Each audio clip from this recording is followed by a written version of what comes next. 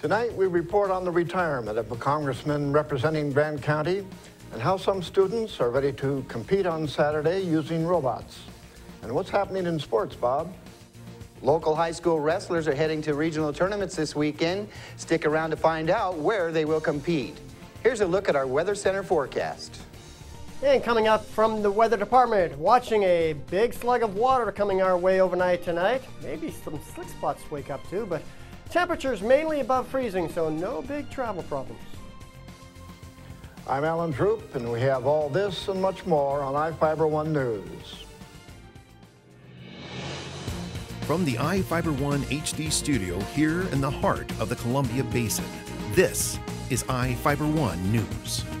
Your #1 source for local news, sports headlines, and our very own Weather Center forecast covering the entire Columbia Basin. This is iFIBER 1 News, and it starts now.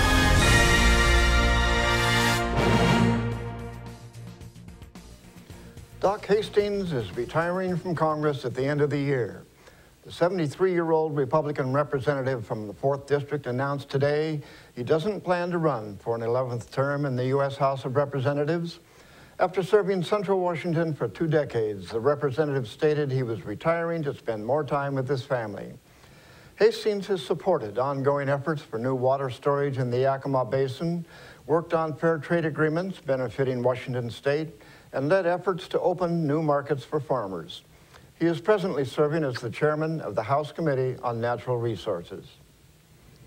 The Camp Fire First Robotics team of Moses Lake have advanced to the Eastern Washington semifinals. First Robotics is a nonprofit organization that puts emphasis in students learning about science and technology. There are 3 Moses Lake teams: Robo Nerds, Robo Sparks, and Robo Storms, and 21 kids ages 9 through 14 are taking part. The semifinals take place on Saturday at Chief Moses Middle School and begin at noon.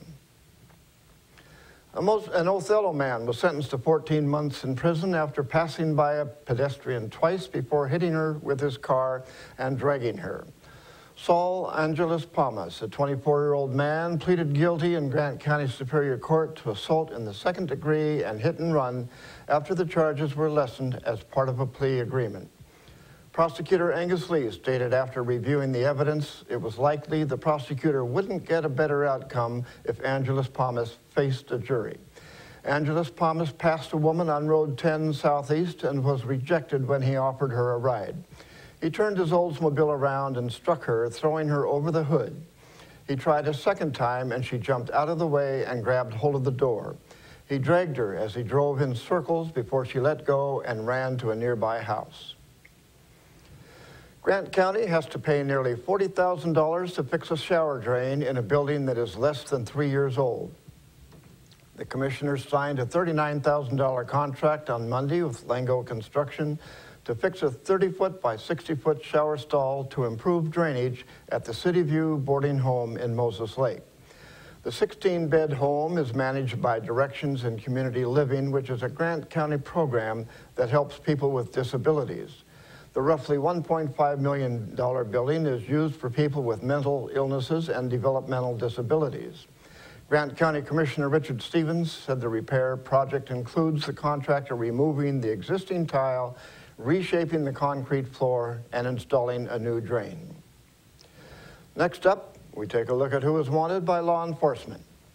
Each of the people you see here has warrants for their arrest and is wanted by various law enforcement agencies. If you see any of these people, the Department of Corrections asks that you do not attempt to detain or apprehend them, but to call police. You can also call the Department of Corrections at 509-764-6180 during the day or 509-762-1160 after 5 p.m. We'll be right back after this.